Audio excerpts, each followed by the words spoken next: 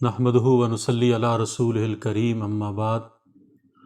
آج آپ کی خدمت میں حج کی جو اقسام ہیں وہ بیان کی جائیں گی کہ جب آپ کسی میقات سے گزرتے ہیں تو اس وقت آپ نے جو احرام باندھ رکھا ہے آپ کی نیت کیا ہے، کیا آپ نے یہ احرام کس نیت سے باندھا ہے۔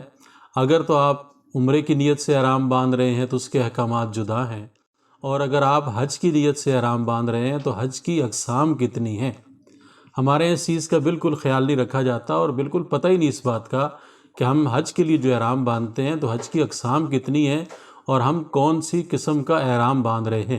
اس لیے یہ بات جاننی چاہیے کہ جب آپ حج کے لیے جا رہے ہیں اور جب آپ گھر سے نکلتے ہوئے احرام باندھیں گے، ایئرپورٹ پہ احرام باندھیں گے یا کسی میقات سے گزرنے سے پہلے احرام باندھیں گے تو آپ نے کون سے حج کی نیت کرنی ہے۔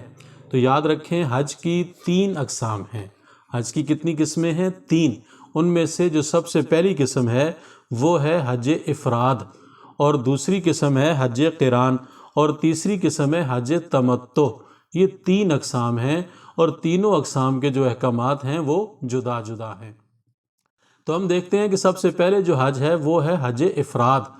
حج افراد یہ ہے کہ میقات سے صرف حج کا احرام باندھیں اور اس احرام سے حج کے دنوں میں صرف حج کریں، عمرہ نہ کریں۔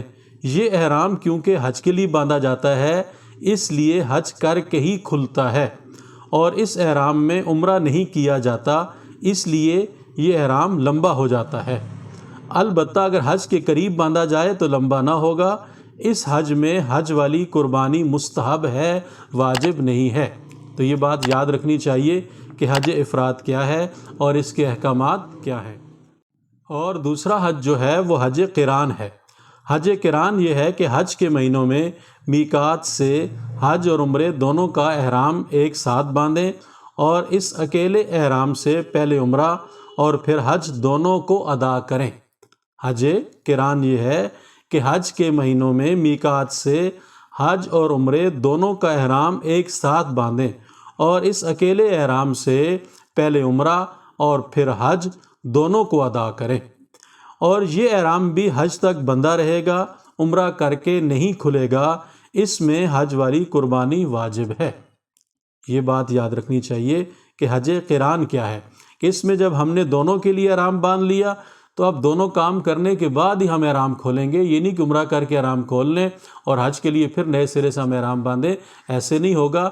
آپ نے احرام باندھا، نیت کر لی اس کی، تو آپ عمرہ اور حج دونوں اسی ایک احرام کے ساتھ کریں گے، اور جب آپ حج سے فارغ ہوں گے پھر آپ احرام کو کھولیں گے، اور اس میں جو قربانی ہے حج والی وہ قربانی واجب ہے۔ اور تیسری قسم ہے حج تمتع۔